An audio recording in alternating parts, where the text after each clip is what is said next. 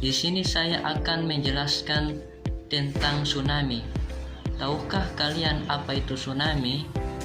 Tsunami adalah serangkaian gelombang laut besar dan merusak yang disebabkan oleh perpindahan air secara tiba-tiba dalam volume besar. Peristiwa ini biasanya dipicu oleh gempa bumi kuat di bawah laut, letusan gunung berapi bawah laut, atau tanah longsor bawah laut. Nama tsunami berasal dari bahasa Jepang dengan TSU berarti pelabuhan dan nami berarti gelombang. Dampak atau penyebab tsunami. Gempa bumi bawah laut. Ini adalah penyebab tsunami yang paling umum. Tsunami terjadi ketika pergeseran vertikal lempeng tektonik di dasar laut menggeser kolom air di atasnya. Letusan gunung berapi. Letusan gunung berapi yang dahsyat di bawah laut seperti letusan Gunung Krakatau pada tahun 1883 dapat menciptakan gelombang tsunami yang sangat besar.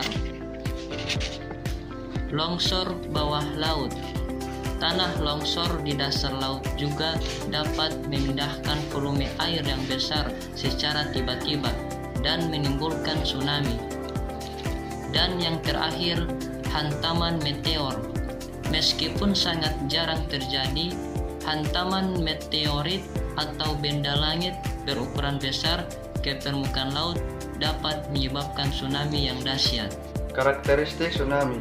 Karakteristik tsunami dapat dikelompokkan menjadi 3. Yang pertama, bisa dilihat dari kecepatan.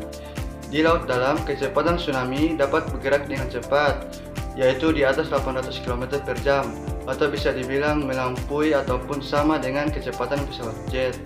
Dan yang kedua, dilihat dari ketinggian.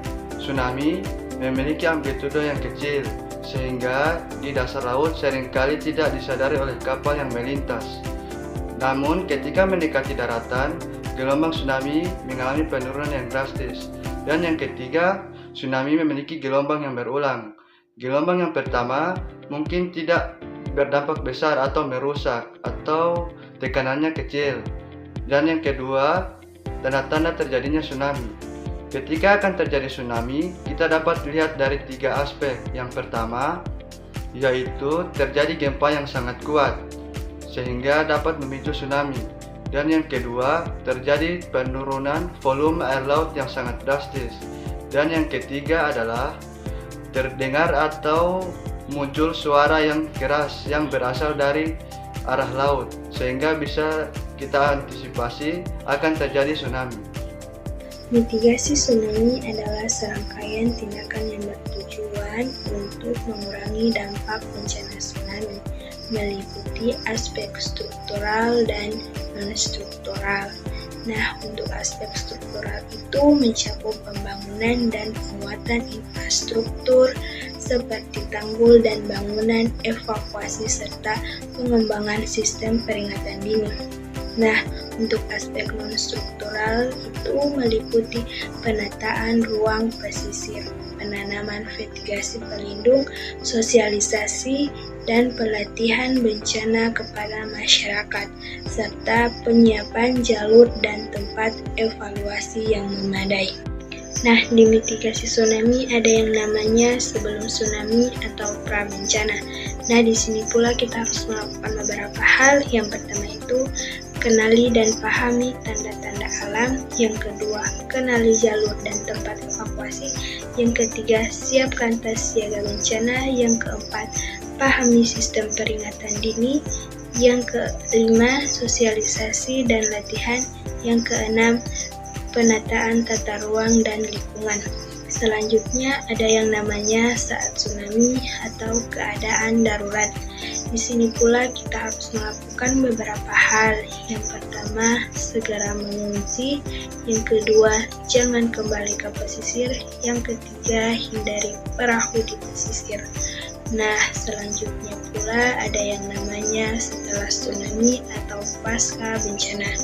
Nah, di sini pula kita harus melakukan beberapa hal. Yang pertama, hindari genangan air. Yang kedua, perhatikan kebersihan. Yang ketiga, buang makanan terkontaminasi. Yang keempat, dengarkan informasi resmi. Yang kelima, perhatikan kesehatan mental. Nah, di mitigasi tsunami ini ada yang namanya peran pemerintah dan teknologi, meliputi pemetaan kawasan rawan, pengembangan teknologi, regulasi bangunan, dan penguatan